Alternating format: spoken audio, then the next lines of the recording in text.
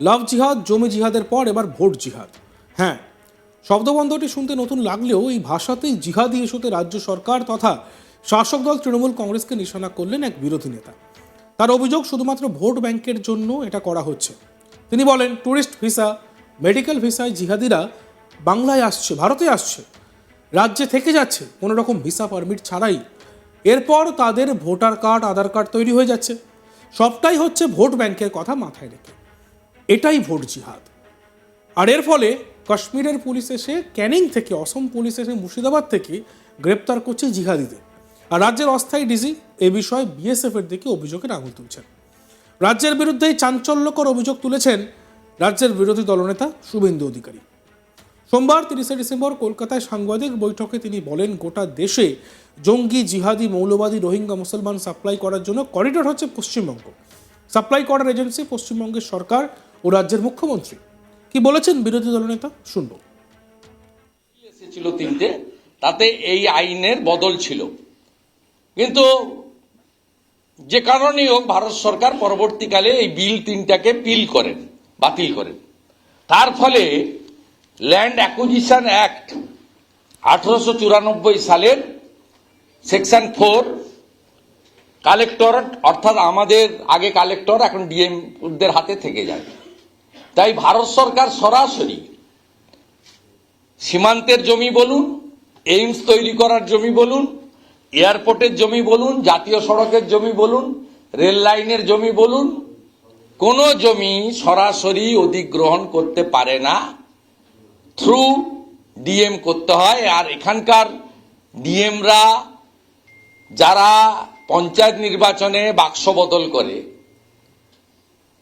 যারা লোকসভা নির্বাচনে তাবেদারি করে, যাদের উপস্থিতিতে মুখ্যমন্ত্রী সরকারি টাকা খরচ করে, আজকে যেমন সন্দেশখালীতে 3 কোটি টাকা খরচ করে প্যান্ডেল তৈরি করে ডিএম এর উপস্থিতিতে বিজেপিকে গালাগালি করেন, সেই ডিএমদের কাছ থেকে মুখ্যমন্ত্রীর নির্দেশ বা ইশারার বাইরে 1 একর তো দূরের কথা, 1 বিঘা তো দূরের কথা, 1 কাঠা তো দূরের কথা, 1 ডিসমিল তো দূরের কথা, 1 ছটাক জমিও অধিগ্রহণ তারা করে দিতে পারবেন না, মুখ্যমন্ত্রী যদি না চান। আর এই মুখ্যমন্ত্রী, যিনি 2021 সালে 16ই নভেম্বর বিধানসভাতে বিএসএফ এর বিরুদ্ধে রেজুলেশন আনেন, সেই মুখ্যমন্ত্রী বিএসএফ কে কাঁটাতার দেওয়ার জন্য জমি দিতে পারেন না। এটা একেবারে অন রেকর্ড সত্যি। তাই পশ্চিমবঙ্গে শতছিদ্র সীমান্ত, আর সেই সীমান্ত দিয়ে প্রত্যেক দিন এরা ঢুকছে। দীর্ঘদিন ধরে ব্যাটালিয়ন হেডকোয়ার্টার লোকেশন প্ল্যানের জন্য প্রয়োজনীয় 11টা জমি পশ্চিমবঙ্গের কাছে বকেয়া পড়ে রয়েছে। লোকগুলো কোথায় ব্যারাকে থাকবে? আপনাদেরও আমাদেরও তো বাড়ি আছে, ঠিকানা আছে, রাত্রিবেলা ফিরতে হবে, দেয়নি জমি। দেখুন, 11টা জায়গায় অ্যাডিশনাল বিএসএফ এর শেল্টার বলুন, ব্যারাক বলুন, এই লোকগুলো তো লাগে, কমিউনাল ক্লাস হলে লাগে। রাজ্যের সঙ্গে শুধুমাত্র বাংলাদেশেরই 2000 কিলোমিটারের উপরে বর্ডার এরিয়া রয়েছে। আর এই বর্ডারগুলির অনেক জায়গায় কিন্তু এখনও কাঁটাতারের বেড়া নেই। ফলে এইসব এলাকাগুলিতে অবাধেই অনুপ্রবেশ চলছে, এমনই অভিযোগ। বিরোধীদের এই অভিযোগ কিন্তু দীর্ঘদিনের। শুভেন্দু অধিকারী নিজেও বহুবার বলেছেন, রাজ্য সরকার জমি না দেওয়ায় সীমান্তে কাঁটাতারের বেড়া দিতে পারছে না বিএসএফ। শুভেন্দু এদিন বলেন, পুরনো ব্রিটিশ আমল থেকে জমি অধিগ্রহণের অধিকার রয়েছে শুধুমাত্র কালেক্টরেট বা ডিএম এর। এবার পশ্চিমবঙ্গ সরকারের দলদাস ডিএমরা রাজ্য মুখ্যমন্ত্রীর নির্দেশ ছাড়া কোথাও 1 ছটাক জমি অধিগ্রহণ করবেন না। আর কি বলেছেন বিরোধী দলনেতা শুভেন্দু অধিকারী, আমরা শুনব। এবারে সীমান্ত ফাঁড়ি চৌকি, এই যে তৃণমূলের সব নেতারা বলছে না, আগে 15 কিলোমিটার ছিল, এখন 50 কিলোমিটার হয়ে গেছে। কেউ তো আবার বলছে 15 মিটার ছিল, 50 মিটার হয়ে গেছে। যাই হোক, ওটা হয়তো স্লিপ অফ টাং। তা এখানে বিএসএফ কে পশ্চিমবঙ্গে চৌকি করার জন্য জমি দেওয়া হয়নি। সীমান্ত সুরক্ষার জন্য গুরুত্বপূর্ণ 17টি জমি অধিগ্রহণ, ল্যান্ড অ্যাকুইজিশন মামলা মুলতুবি হয়ে রয়েছে। কে দায়ী এর জন্য? কে দায়ী?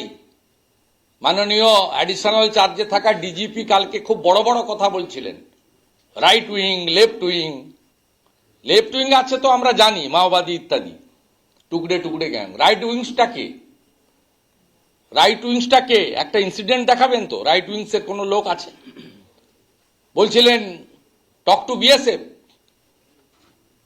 অনুপ্রবেশকারীদের নিয়ে বিএসএফ কে প্রশ্ন করুন। আপনি বলুন 17টা জায়গায় আপনার মাননীয় মুখ্যমন্ত্রী জমি দেননি, বিএসএফ চৌকি করবে কোথায়?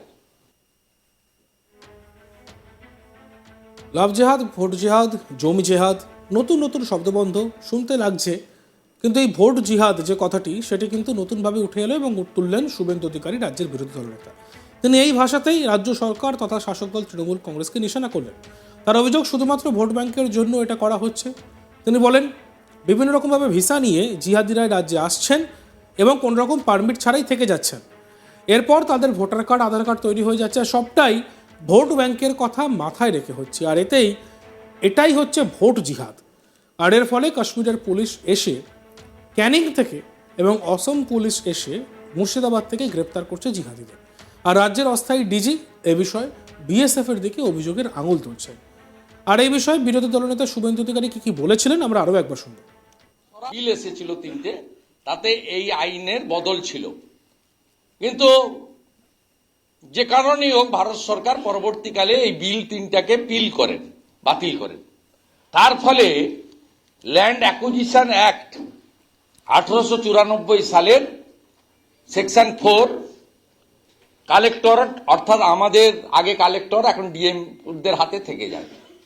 তাই ভারত সরকার সরাসরি সীমান্তের জমি বলুন, এইমস তৈরি করার জমি বলুন, এয়ারপোর্টের জমি বলুন, জাতীয় সড়কের জমি বলুন, রেল লাইনের জমি বলুন, কোন জমি সরাসরি অধিগ্রহণ করতে পারে না, থ্রু ডিএম করতে হয়। আর এখানকার ডিএমরা যারা পঞ্চায়েত নির্বাচনে বাক্স বদল করে, যারা লোকসভা নির্বাচনে তাবেদারি করে, যাদের উপস্থিতিতে মুখ্যমন্ত্রী সরকারি টাকা খরচ করে, আজকে যেমন সন্দেশখালীতে 3 কোটি টাকা খরচ করে প্যান্ডেল তৈরি করে ডিএম এর উপস্থিতিতে বিজেপিকে গালাগালি করেন, সেই ডিএমদের কাছ থেকে মুখ্যমন্ত্রীর নির্দেশ বা ইশারার বাইরে 1 একর তো দূরের কথা, 1 বিঘা। দেখতে থাকুন আজ তাক বাংলা। আমাদের চ্যানেলটিকে সাবস্ক্রাইব করবেন, ভিডিও করলে ভালো লাগলে লাইক করবেন, কমেন্ট করবেন, শেয়ার করবেন।